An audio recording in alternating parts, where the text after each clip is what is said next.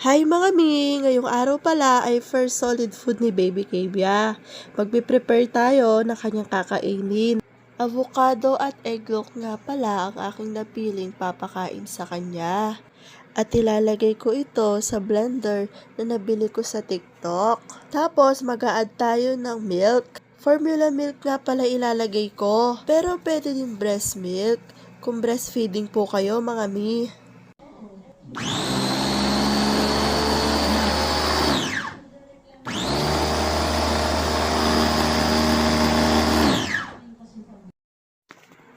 Ito na pala yung result mga mi.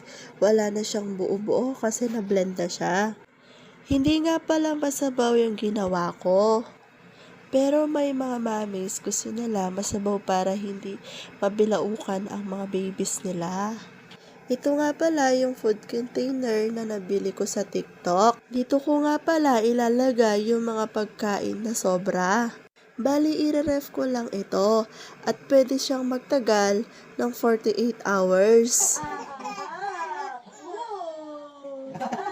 Yay!